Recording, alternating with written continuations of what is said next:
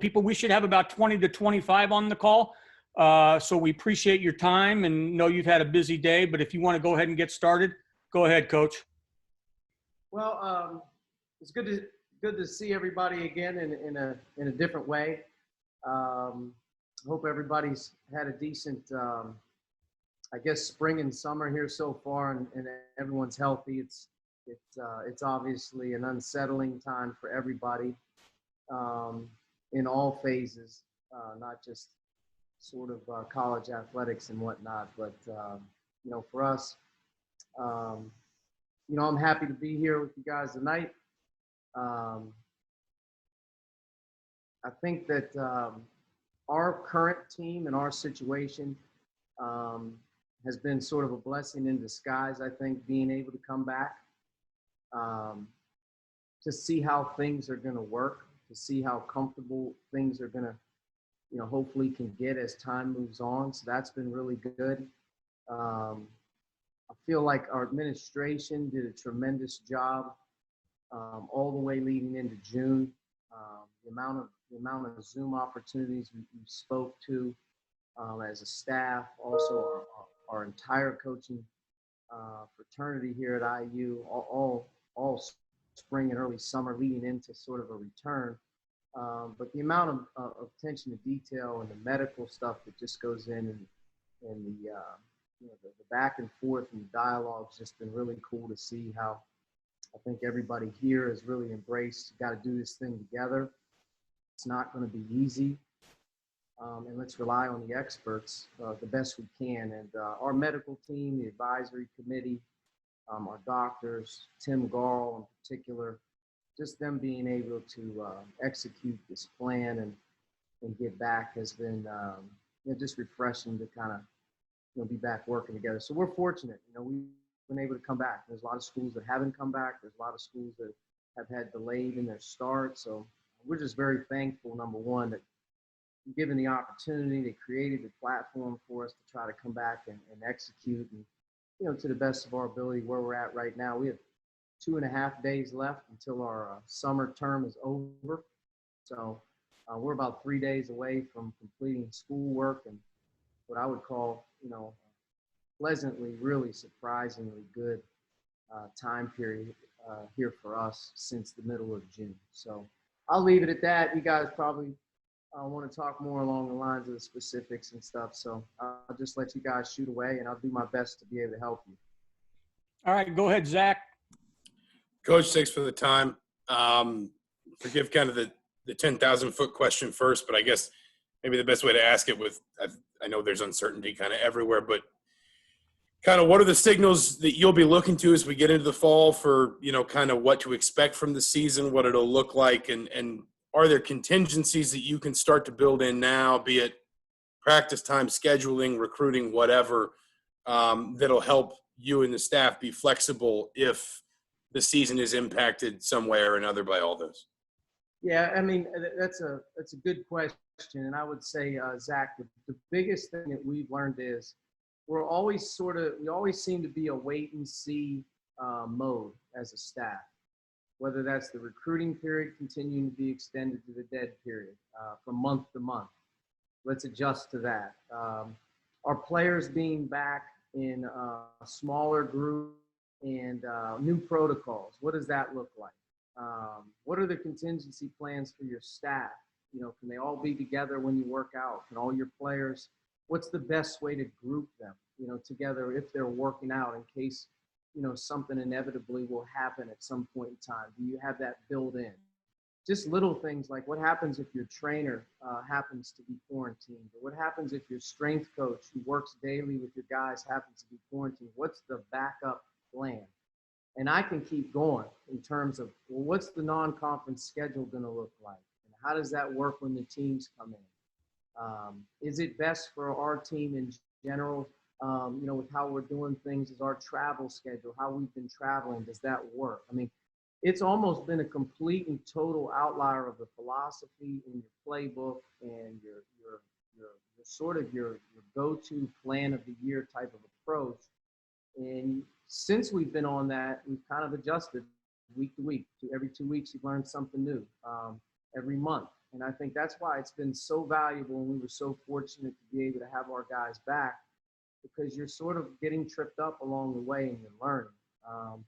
And as you learn, now you get back into the fall. What does your fall look like as they return with your normal fall preseason conditioning / practices and recruiting? Now, what's that going to look like? So we're moving into that phase a little bit in terms of the planning.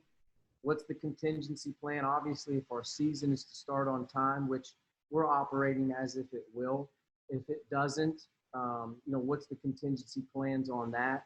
Craziest things. I mean, just things like, are they going to go home for Thanksgiving and Christmas this year? Things you never really think about, but like those are things you got to plan in July and August, because if you don't, you're not going to be able to help your players the best you can when those situations arise. So a lot of details of the normal everyday protocols that we would just normal everyday business clearly has changed. And I think as we've sort of set out to see, okay, well, let's see how this works. If it does, great. If it doesn't, then, obviously there's something that we can take from it and hopefully, prepare for the best. But it's an uncharted territory for not only me, but it's uncharted for everybody on the planet right now. So, I mean, I don't think we're in any different situations as everybody else, but I will say I'm really, really excited about the group we have, though. Their ability to sort of absorb this from March, 14 weeks they were away, their ability to sort of grasp our plan, why we're coming back, this is what we want to accomplish when we're back, and to kind of watch their maturity level of this group. It's definitely by far and away the most together, best leadership that we've had, and also just the maturity of our new guys coming in have really just fallen in line and have really not missed a beat. So we've been fortunate that we've learned a lot. And I guess that would be the thing we're taking, and continue to keep learning and keep planning and keep learning. But in some cases, the inevitable happens when you're not ready. And you do have to have those contingency plans, I think, kind of build in the best you can. Okay. John? I guess building on that a little more, I mean, what have you guys specifically been able to accomplish or get done? I mean, is there a lot of 5-on-5 going on right now, or is it more focused on individual work where you can be a little more socially distant, or what is the balance there? We'll start, John, let me just start it by saying this. We brought our group back in 2 groups. And I think, sort of looking at the situations that our players all come from, and knowing that the protocols were going to be in place on the return, there was going to be some serious restrictions on guys' everyday sort of life. And if your situation at home was pretty good in terms of your facilities, your access, your safety, and you had a good thing kind of going at home where you were in a pretty good groove, we gave those guys the opportunity to come on July 1. And then we had a certain group that was ready to come back earlier. So they came back right around the 15th, 14th, middle of June. So we actually had 2 groups. And our phase 1, which is obviously the phase 1 protocol, which kind of came out from the university, really, it started with our ability for the voluntary workout. And our main objective in coming back was to address where we were at physically, mentally, and health-wise. And to do that, missing 14 weeks, we have to get back into training in terms of your body. So our guys started with weight room opportunities and some voluntary conditioning stuff. That first group of 6 probably went about a week and a half alone before the other guys came back, which gave us a real quick snapshot of how this was going to work. It gave them the impression of this is a little different, how they enter the building, they get the temperature checked, they're wearing masks in the weight room. There's only groups of 3 to 4 in the weight room. There's no contact allowed in our facility in terms of playing basketball. We gave them no opportunities to play. There's no 5-on-5, no 3-on-3, no nothing. And then they came with another opportunity as we kept moving, where they could go in the gym and shoot the ball. Single baskets, single rebounder, masks on with the coaching staff and whatnot that was in there in terms of like the managers or the helpers. It wasn't us, but so they started to shoot the ball a little bit in the afternoon and get into a rhythm. Once the other guys got back in July, they sort of fell in line, and I thought that first group did a really good job of sort of showing them, hey, this is kind of what we do, this is how we do it. And they got off to a really good start. And then lo and behold, 3.5 weeks later, 4 weeks later, we hit the coaching opportunity, more or less more or less our coaching staff then allowed to be involved from July 20th. So we've been in that phase now where we've worked on the court 2 times a day with 2 groups. Realistically, probably about 35 to 45, 50 minutes, split the groups sort of in half or by position, however we wanted to do it. And we got a few of these court workouts now where we probably had between 4 and 6 of those with the staff, and they went without a hitch. And I think a lot of that just is laid in the line. Like I said, guys, Tim Gorel's done an amazing job. I mean, when you talk about a guy on I hate to say front lines because it's such a more serious note when you hear the word front lines, but like he's the guy in the building every day, directing, almost policing the practices when guys are too close together. And, ice bags that take a whole new element now when you return back to the training room after you leave before. And he's in there all day long to the best of his ability to be able to run our show in the facility. And he's done a great job. So we finished, like I said, today. We had 2 workouts again today. All of our players are working out right now, minus Durham, who went to the dentist here to get his tonsils, a procedure on his tonsils, which basically ended his summer just a couple days early. But we'll finish with a day off tomorrow, and we'll finish with 2 more days on the floor. And our hope would be that when we finish on Friday, we will have completed a very, very thorough 6 weeks where our guys returned, we addressed the bodies, we looked and see where we were at. And our hope was that we sort of replaced, I guess, what you would call our spring and early summer with this 6-week period. And now as we return in August, in a few weeks for fall calendar, we're sort of where we would be, in the middle of the summer. So did we catch up all the way? No. Do I feel great? We wish we had more time, but I will tell you this. There hasn't been a day that I've woke up since we've had 1 player on campus where I haven't said our deal's working. These guys put us in a position to be successful with the protocol, the slow phasing. And when they leave on Friday, man, I couldn't have asked for a better 6 weeks. It would have been as good as it was if we had no restrictions other than the fact that our guys, weren't playing basketball, 5-on-5 or 3-on-3. We didn't have a whole lot of competition, which at the end of the day, it's not really the concern right now. So that's sort of like a little broad-based approach on what we did. But I love what our guys have done in terms of catching up. I was impressed with the first workout we got on the floor with them as a coach. We kind of just wanted to test them out and see where we were at. I was very, very surprised at where we were at from a conditioning standpoint. Like certain guys really, really had done a good job at home. And then certain guys have done a great job in a 4-week period of time, 5-week period of time of really ramping up sort of that weight room conditioning element of things that we've had really good workouts. And, I know it's just in this time period where we're at, man, but I feel like we've done a really good job as a group of handling it. And I have to give our players a lot of credit too. Part of the challenge right now, as you guys know, none of your issues typically are going to happen within your own protocols and facilities. It's going to happen the other 18 to 19 hours of the day when you don't see them and they're on campus.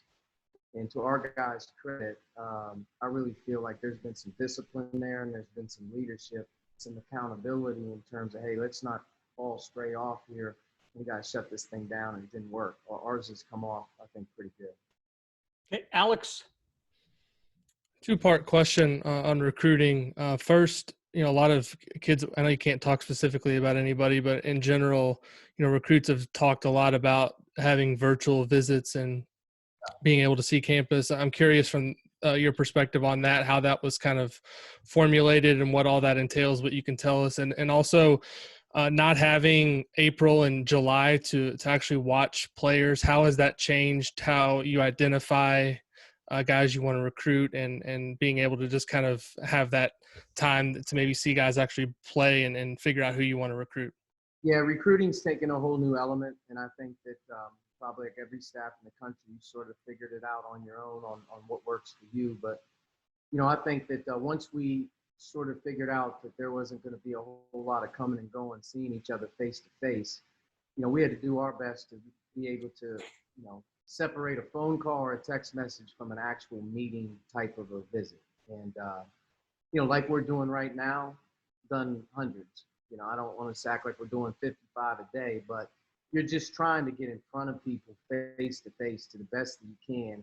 And then with your own style and however you want to work it, whatever that kid needs to see in terms of basketball, or maybe a kid wants to see where he's going to live, you're going to have to use, you know, modern technology now to have visits. In my opinion, I'm either sitting in their house and we're talking like we would if I was there, or if they made the trip to come to Bloomington and spend the day with us, we have to be able to bring that out to them, to their forefront, so they get a feel. And we've just tried to do that. I mean, this is the dynamic we're in, and I don't see it changing, unfortunately. I see this moving along the lines in a cautious way, but hey, I wouldn't be surprised if our recruiting period isn't dead until 2021. I mean, it's just, that's what we're dealing with. In terms of not being out there watching them play, that's the hard part. I mean, you live your life in college basketball to be able to evaluate when they're playing. And that's a heavy dose in the spring, which we missed. And then that's the biggest window that you'll ever get as a coach, which is the month of July. And not being able to get those valuable multiple times that you get to see a kid. You know, you can see a kid play 25 times in 3 weeks in July. You don't get to see him play those 25 games, so that changes things. And in a lot of ways, what it does is it makes you better be really, really good at the guys that you've been on for a long time, because that new guy is not coming around the block.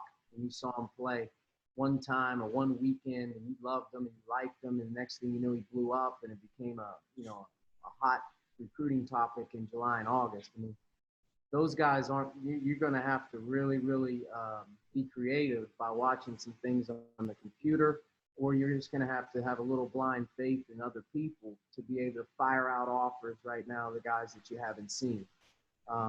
In the 21 class, it's probably more impacted than 22 in that. But, you know, for us, I feel good where we were at coming in. Obviously, Christian's on campus now, but he was a part of that. I feel like we're moving in the right direction with what we have to address the next year. And I think the 2022 class, now that we've been able to have unlimited contact with them, which was back in basically June, about a month ago, we've really tried to use these opportunities here to introduce ourselves and, you know, I guess, you know, sort of set the table for the recruiting process more along the lines. But like everybody, I think we're in a mode of feel it out, get better at it. We've gotten better at it too by the month too. I mean, getting on a Zoom call in April was a lot different than getting on a Zoom call now. I mean, it's a lot more comfortable than just basically feeling like this is the norm. Because when you're not around people face to face, you don't really have that vibe. You know, you get a vibe on recruiting so much, like who likes it, who doesn't. The mom was really feeling it. You know, the dad was great. Boy, the kid was really quiet. When you sit on this, it's hard. You know, you just don't know sometimes. So it's going to be a way of life here for a while. I will tell you this. I think it's a good way of, you know, really recruiting, though. It's going to be a new wave. I mean, this is going to be more along the lines of what this is going to be here for the next probably 6 months. Okay, I know Greg's on deadline. I'm going to go Greg and then Jeff, and then we'll switch to the players after that, if that's okay. Go ahead, Greg. Yeah, thank you very much. Hey, Archie, yeah, thanks for doing this for us. Talking about contingency plans, you lose Justin Smith when you did with the recruiting class that is built like it's built on the perimeter. What is that one? I'm not trying to throw Justin under the bus, just losing that position, that guy. What does that do to your plans for the season? Does it change the way you'll play entirely or what? You know, it won't change the way we play entirely, Greg, because I felt like we were going to have to come in with almost a hybrid team this year where we could play bigger like we did last year. We would be more comfortable doing that, but much more in the realm of how we want to do it, was much more perimeter oriented with a smaller group of people on the floor. And small by means, I more guard play. And I'm more excited right now than I've been in a while after finally getting a taste of the players, especially the new guys. When you get a chance to work with them even for a couple of days, you start to see how this is going to do it. But I feel like our team can still do that. I feel like we can still play big. I feel like Jerome has a chance to be a big small forward, but I also feel like with Armand and Christian now added to the mix as another guard, we're going to be more of a guard-oriented team. You know, I don't want to say, you know, half the game or whatever, but we're going to play 3 perimeter players either around, you know, Trayce and Joey like we did a year ago, or we'll play even with some smaller stuff, I think, with Jordan Geronimo and Jerome being more of a perimeter-oriented guy out there around one of those guys. So it really opens up the flexibility, and it really creates more opportunity for guys to play. I think once Christian joined the floor, it was inevitable that you were going to have to be able to play Rob and Christian and Al together. I don't necessarily know if that combo is the one that works the best or the most, but it's going to give our perimeter guys way more opportunities to get out there and play more of a three-headed monster, three-guard lineup around whoever. But it will also give us an opportunity, I think, to stay with the size component when we can put Jerome and move him into that spot, which he predominantly played the whole year a year ago. So he's going to be okay with that. I think moving him in and around another big guy will be a little bit fun. But it's going to be a fun group to coach. I mean, right now we have a lot of different guys that can play, and I feel there's a lot of guys that know the game. Our young guys coming in, just in watching them here, 4 to 5 times, they have IQ, they have feel, and they have good size. Galloway and Leal in particular, big guards. I mean, guys are good size, 6'5", 6'4", 200 pounds. So they're not little. And my hope would be this, Greg, our skill level goes up. Our turnovers go down, our shooting percentage goes up, our style is a little bit more up-tempo, even more so than a year ago. But I feel like we have a more skilled team, which is what we needed. Jeff? Hey, Coach. Thanks for doing this. Question on two guys. What do you feel Trayce needs to do to be an elite guy, and what are your expectations for Christian coming in as a 5-star guy but being a freshman? I guess, Trayce has to continue to evolve from a freshman in that natural progression as a sophomore where not everything's new to him anymore. So now he's leading the way more along the lines than he is learning on the run. But very, very few players in America as a freshman were more productive than him, and I think he just has to up the production. I mean, he's got to be a dominant rebounder for us. Scoring, there's got to be some different ways that he can attack, and I think that's where Greg was talking about, having more space to play and having more guys around him, maybe to make him better off of ball screens or whatnot, can help him, be even more of an offensive weapon on the run, pick and roll game. And he's got to, obviously branch out a little bit where he's going to have to face the basket and drive people, which he's good at. And he's going to have to shoot the ball a little bit. I think looking at even getting to the foul line as much as he did when he upped that. But we want him to be better in every area. One thing that I've challenged him more so than anything is, he has to become an elite defender. And as a college freshman last year, defending smaller players on the perimeter because he played too big was a challenge. He's more accustomed to that. Playing bigger players at times, not wanting to foul and play careful a little bit at times. He has to be much more disciplined and much more aggressive. And I would just use the word confidence on defense. He's got to be way more confident than he was a year ago defensively for our team to take another jump. But I feel like this. I feel like his attitude and who he is as a person is going to allow him to just keep growing and getting better and better because he is such a great team guy. He's so coachable. He's easy to be around.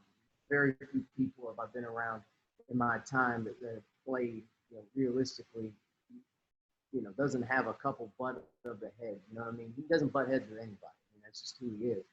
So unquestionably, he's the guy everyone's going to look at. And we're going to put a lot of pressure on him, but we had a lot of pressure on him last year too. We had a lot of pressure on him as a freshman. I thought he delivered pretty good, and he's just got to take it up that one more gear. And the expectation is for him to help us, contend for the Big Ten. But inevitably, he should be a guy that's be considered as one of the best players in all of college basketball this year. Christian is 17 years old. He's been on campus now for 3 weeks. And that's so hard. I think back to like when I was 17 years old and going into my summer of my senior year in high school to jump to college, and here we go.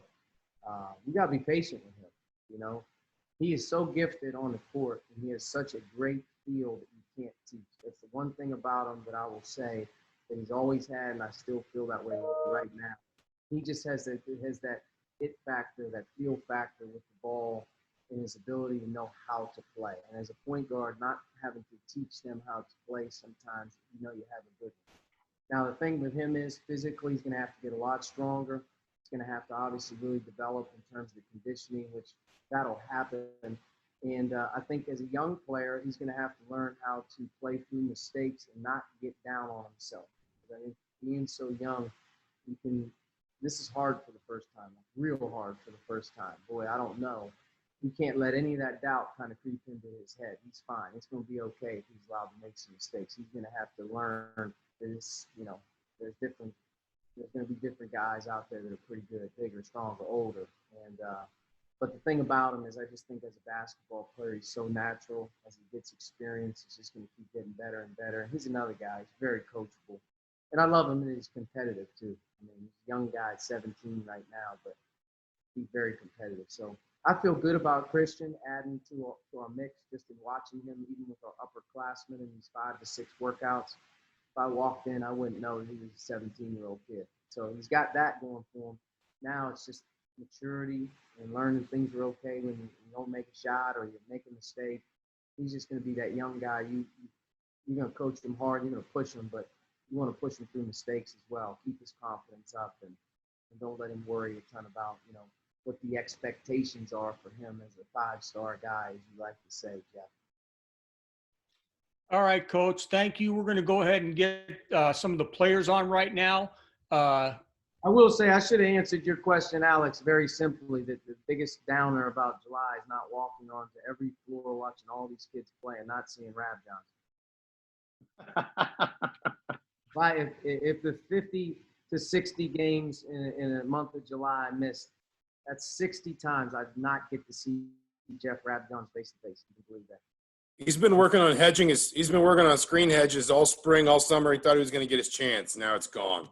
I know. I wonder if you think he can do it with a mask on? You know what? I wouldn't put anything past Rabby. Do you think we're not going to use the mask for Rab Johnson. We're going to give him that shield, that thing that looks like a welder. It goes right over his face. Let's go. I'm ready. Come on, let's go. Head ball screens. Come on. If he can put that on, he can still compete. I guess that's the rule. Wear your mask and compete. Hey, I appreciate it. I know the summer's been hard, but we've had a good summer. We have a good group, and I'm really, really pleased with how this thing has turned out for us. And I couldn't have really asked them to do much more, but our administration, our docs, they deserve a ton of credit. This is not going to be easy, and we have a lot more hurdles to get through. And I'm just, crossing my fingers that we can get this fall, term going, fall sports. Everybody needs it, and our kids need it more than anything. And basketball will adjust. I'd be shocked, absolutely shocked, if we don't turn out a good basketball season, whether that's non-conference, conference only at Thanksgiving, conference in January. I don't know, but I feel like we'll have a great college basketball season. I do feel like we'll be ready for the tournament as it comes rolling around 12 months later. And, a lot of it's going to come down, as you guys know, with the testing and whatnot. And if they could ever get it to where we could get the contact, testing on a day-to-day basis that can get those results back short, I think sports would really move forward if you just look at the NBA with what's going on right now. So we're crossing our fingers, man, and we're hoping for the best on everything. But hope for the best for you guys. Hope you're safe and healthy, and we'll do this again, hopefully, coming up here in the next few weeks as we get cranked back up in August, okay? See you, Coach. See you guys. Okay, I know I've got Joey on. I'm trying to see if Al's on yet. But we've got Joey, and I'm going to start with Kevin. And then I'm going to go to Caleb with the IDS, and then Tom Brew. And I'm going to try right now to see if I can get a hold of Al. So Kevin, go ahead, and then just rotate how we talked about. Okay. Joey, are you on? Yes, sir. Describe a little bit about kind of the vibe the last couple of weeks and workouts, the competition, and in terms of having to deal with this in kind of maybe a cautious manner because of social distancing and whatnot. What have the workouts been like? Yeah, I mean, definitely our safety and our health has been the first priority. And our team doctors and Timmy G and our administrators have took every precaution in the world for us to be back at school. And, with that being said, things have still been very competitive. We're competing in the weight room, we're competing in our conditioning. I think we're enjoying our time together. You kind of missed out on some opportunity because everything, and I think we came back a more grateful team. And we want to maximize the opportunity that's in front of us. Joey, how do you guys try to prepare mentally for just all the uncertainty you guys have with the upcoming season, just staying focused on practices, getting ready for the season, but not knowing exactly what will happen coming forward? That's kind of part of life in general. You don't know necessarily how things are always going to play out. You can make your plan and things don't always go according to plan. So I think for us is, you want to put, one good day and then another good day after that. Hopefully, a few good days turns into a good week, and then a few good weeks turns into a good month. It just kind of builds from there. And, whenever our opportunity comes, we'll be ready. And, there's no sense in worrying about something we can't really control. It's just make the most of what we got. And, we're going to let the chips fall where they may after that. Joey, last year, with you being the new guy, can you talk a little bit about what it is you learned from that in regards to how you can go forward helping the 4 new guys this year and trying to get adjusted to being on campus, especially with things being so different like they are? Yeah, there's a lot of different adjustments being in a new place, even though, I'd obviously been in school for 3 years, but, it was getting to know campus, obviously. And as far as a basketball standpoint, I feel like I have, a better understanding what we want to accomplish offensive and, kind of be able to give, my input, what I see, what I've been through and my experiences, and just try to, hopefully make their lives a little bit easier and, kind of helping their understanding. That's really my job as a senior leader, is to kind of, take my experiences and, hopefully I can help pass those off to our freshmen and to everyone on the team, and, kind of help speed things along and, help us develop into, the best team we can be. Tom Brew. I just asked. Yep. Go on to the next one. Okay. Let's see. Rick Bozich. Yeah. Hi, Joey.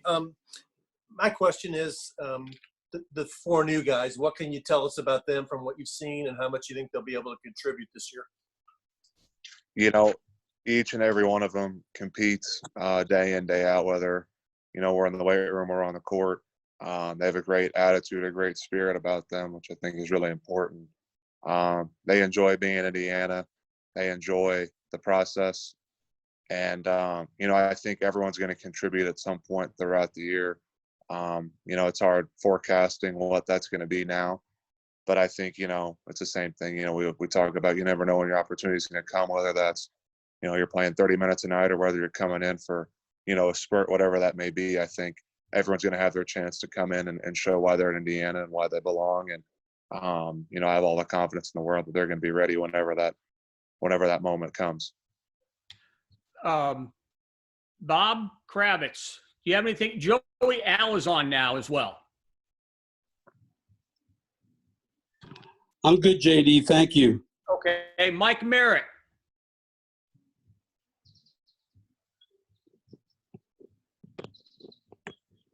Joey, sorry about that. I was having trouble unmuting myself.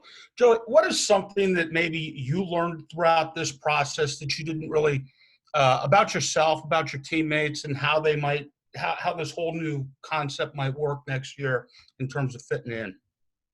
As far as quarantine goes, I think I'm going to be pretty well adjusted to retired life at some point. I really do enjoy golfing, fishing, and reading. So I think I'll be pretty well equipped whenever that time comes. As far as the team, I just think it comes down to not taking things for granted. And, we don't know what necessarily the future looks like. And there's no reason to worry about the things that we can't control. And if we make the most of what we have now, we're not going to have there's not going to be any regrets as a group. And let's just be ready for whenever that moment and that time comes.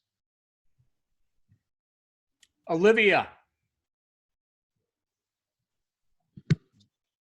Hey, Joey or Al, whoever would like to answer this one. Coach was talking about how impressed he's been with how mature this team is. So from a player perspective, who stood out the most this summer and really stepped up to the plate during these unusual circumstances? Al, go ahead. I feel like Race has stepped up tremendously this year. I feel like Race has stepped up and become more of an outspoken leader, whether that been on the court or off the court. I feel like Race has really stepped into a role of leadership and helping lead the guys, the younger guys, and taking them under his wing and teaching them how to do certain things and how we operate as a team. He's been doing very well. Joey has always been a great leader. I feel like I've taken some part in that as well. But I feel like one that has shocked up most of us is Race. Race has really done a great job with that. And Race has really, stepped his game up and his communication up tremendously. Okay, Alec, and then I would ask everybody else, if you want to talk to a player, we've got 3 more coming on, text me now so I can kind of get an order going and just keep rolling. But we'll keep the guys on as long as we have to so you get what you need. Yeah, this is for Al. Obviously, you just kind of mentioned you've kind of stepped up a little bit as a leader as well. What have you really done, so far this offseason that has really kind of made you step into more of a leadership role? We got 4 freshmen that came in. They're young, just getting on campus. So I've been trying to, teach them the ropes, teaching them how to work out, teach them how to, take how we work out and teach them the bits and pieces of our offense and our defense and try to get them a head start on how we do things and how to, prepare and be ready for the workouts. And I just, try to talk them through it, make sure that they don't, try to keep them away from that freshman wall as much as I can and try to give them the pieces and jewels as much as I can to, help them throughout their freshman season and the start of it. Okay, Jeff, you've got one for Joey. Al, stay on. Got you. Hey, Jeff. Quick question about Trayce. You've known him for a long time. You've seen him develop. What have you seen, what has he improved on between the end of last year and where we're at right now at the end of July? I think Trayce is more confident on the perimeter now that he has been. And I think he has improved with his right hand, and he looks more comfortable with his right hand around the basket. And that's going to continue to be big. I think a big thing for him to work on and improve. And, I still feel the same way about Trayce with, the sky's the limit for him. And, he's improved, and I think he's just going to continue to make jumps as as the summer continues. Okay, next question for Al. Mike Schumann. Yeah, hey Al. I guess the question is, with you, with 2 point guards on the team this year, it seems like your role is going to be a little bit more clearly defined playing off the ball. I guess the question is, how helpful is that to you to have a more clear understanding of what's being asked of you and what they're looking for this year? I feel like, it's never been a problem with me being able to play in different positions, but I feel like it'll help as well. I mean, I could still play at the point guard or the 2 guard position, but I mean, they're giving me, clear directions that I got the freedom to be able to make plays at either position. So, I mean, I feel like it'll be, it'll do its justice. It'll help a lot, but at the same time, I'm always ready to do whatever the team needs me to do, whether that be at the point or the 2 position. Okay, Kevin, I know you have one, and then Zach for Al. Yeah, Al, Coach talked about, more potential for more 3-guard perimeter lineups. What if are concerned and with regards to those combinations, and how do you think that could kind of impact the team playing, maybe smaller and more perimeter oriented? I feel like it's, been a good adjustment. I feel like it's, everyone gets a shot at everything. I feel like it's more interchangeable, 3 guards around the perimeter. So, I mean, you could be at either position, whether that be in the corner or at the top. So, I mean, it's been a good workout. Good workouts. We've all learned, what they've tried to implement into the offense. And we just, try to learn more and more from them each day and how they want us to work out and how they want us, to play in the positions that they put us in.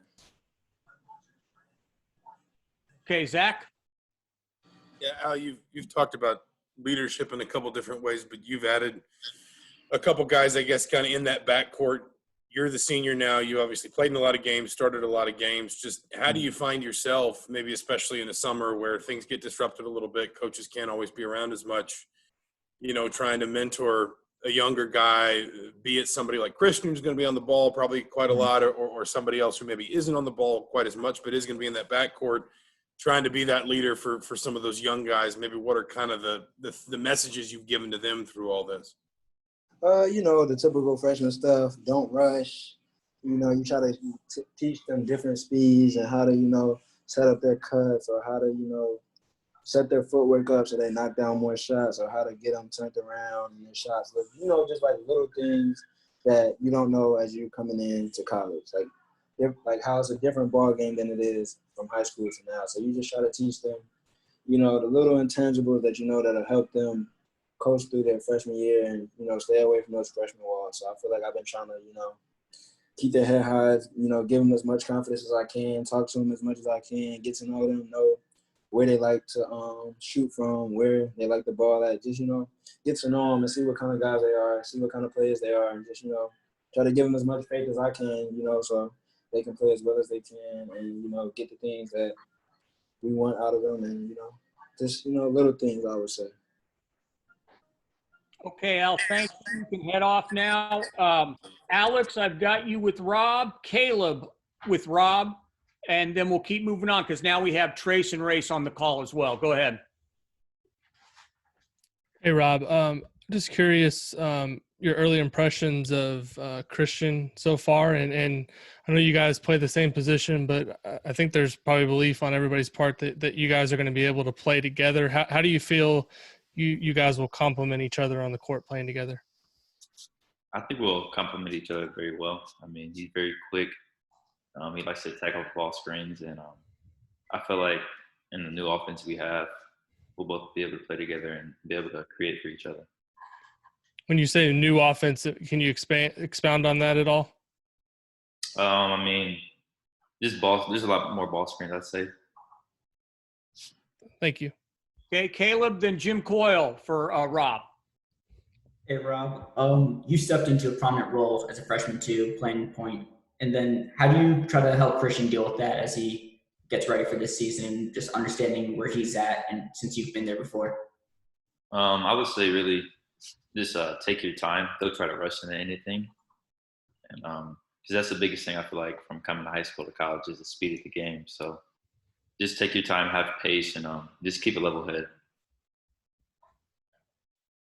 Okay, Jim Coyle for Rob, and then we'll go Rick Bozich, who's got a question for all three.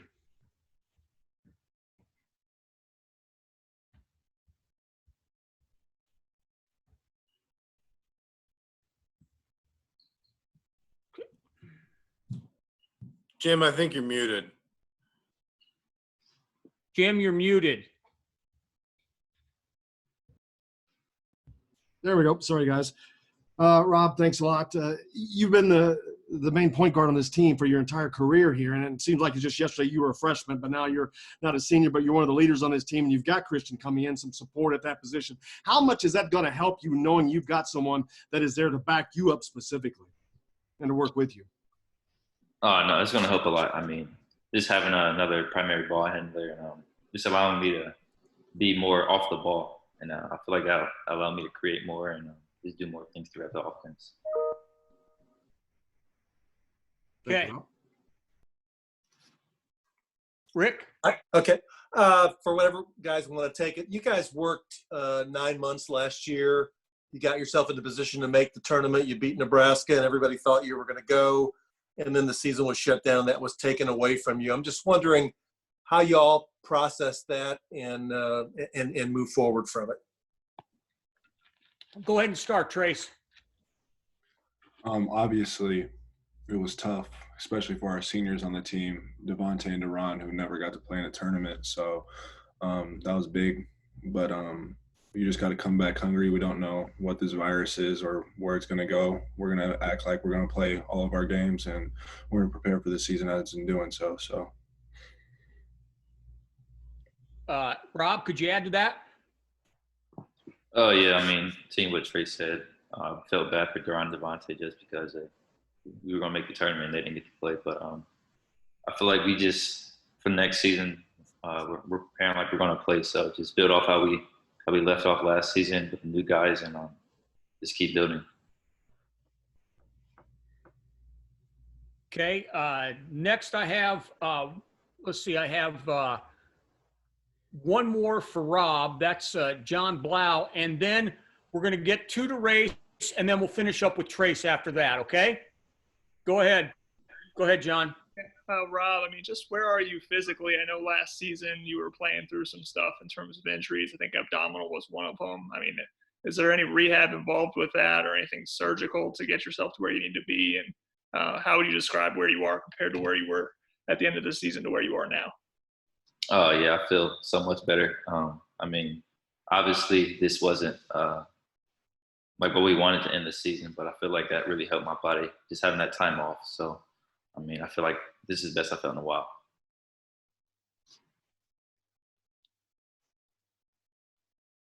All right. One for Race from Zach Osterman. Right, unmute there. Race, I know you talked about this in that video the program put out earlier this year. Sorry, my 2-year-old screaming upstairs. You talked about that in the video that the program put out earlier this summer, but I know you were part of the peaceful protest in Minneapolis.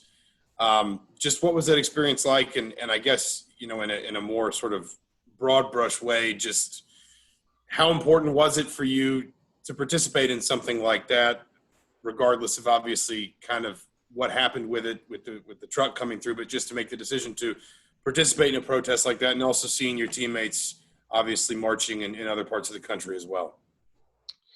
I mean, those marches and protests, they were all very powerful movements in Minneapolis.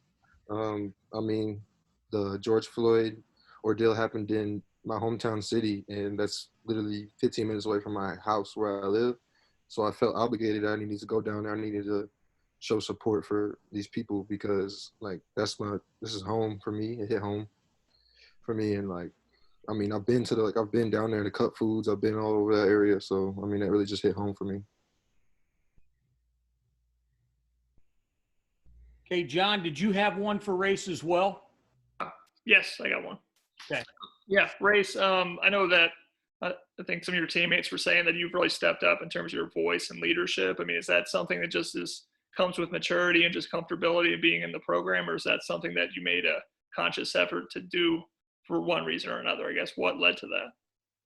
I think it has to do with just being around, being comfortable with everybody, knowing that everybody trusts me, knowing that my coaches trust me, knowing all that stuff just makes it easier for me to have a voice for the younger guys because I'm going into my 4th year here. I know stuff so I can help people out. So it's really just easy because I already know. So it's just really just teaching the younger guys, teaching everybody because I feel like I know what's going on. Okay, any follow-ups now for Rob or Race? Otherwise, I'm going to let him go. Okay, you two can go. Let's start with Trayce, Jeff Rabjohns. Thank you, guys. Rob and Race, thank you. Hey, Trayce. What's up? How are you?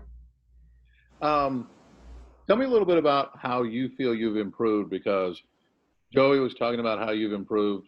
Coach Archie was talking about how you've improved. I just kind of want to get your take. What do you feel are things you're better at that are going to translate to the court this season? I start off, I've been really working on my jump shot, stretching the floor. It's going to be a big key for me this year. So I've decided, like, during the quarantine, that's all I've been working on is my jump shot. So basically I've just been shooting the ball a ton. Another thing is being more vocal since it's my 2nd year playing the minutes that I did as a freshman, especially to the younger guys, just trying to get them on track because they're all really locked in right now. So with Christian, because he's going to be a big piece for us this year. And then just trying to just make sure our team just stays together.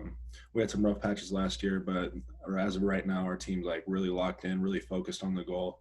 I know a lot of teams have been shut down and stuff. We've been able to ride the wave and have 5 good weeks of training. So we just got to keep that up. You mentioned Christian. What have you seen? What stands out to you when you're on the court with him? Just how he's only 17 years old right now, and he plays like a Division I college guard. Like he might not be physically there yet, but he's definitely going to get there with Coach Cliff. But just how he plays the game, he's smart. His basketball IQ is super high, and he's going to really help us out a lot. Thanks, man. Okay, Mike Schumann for Trayce. Yeah, hi, Trayce. There's obviously still guys out there that have not made their NBA decision. Relatively speaking, yours came pretty early. Could you talk about the variables that led you to quickly decide to come back? I didn't really know with the whole Corona deal how that was going to play out, and knowing that there was probably going to be a deadline whenever that was. I don't remember, June or May or whenever that was. So with that, I knew that there was probably not going to be workouts to go with them, and I needed workouts to boost a lot of my stock. So I decided that it would be easier just to come back for a second year.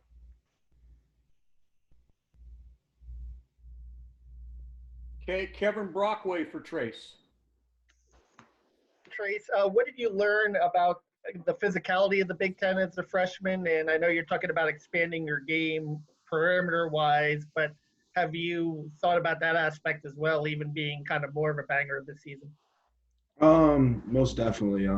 The Big Ten is brutal. Not being able to space the floor really hurt me last year in certain parts of my game. Teams being able to just pack it in. They kind of learned that late in the season. But as I watched some of the other players, Caleb Wesson, Jalen Smith, Daniel Turek, all being able to step out and shoot the ball really opened up the offense, and a lot of their players did well from that. So I thought that was a big part for us this year. Okay, I'll open it up to did anybody else have any questions for Trayce now that I've got him? I do, JD. Go ahead, Tom. Hey, Trayce. Coach talked earlier about how he's really been proud of you guys for how you handled the 18 hours away from the court in regards to making sure you stay safe and making sure that everybody stays on the same page. Can you just talk a little bit, though, about how that's been and what you've kind of been doing in your time away from the court to stay out of harm's way? Most definitely. I'm still trying to bond with our teammates. We just stick around each other. I think it's really helped us a lot, honestly. Just being together, getting to know each other, especially the freshmen coming in. I feel like our team's really incorporated them and like welcomed them in with open arms. And I think that's going to really help us throughout the year, just building that team chemistry. So. Any more questions for Trayce? Yeah, Trayce, you touched on leadership.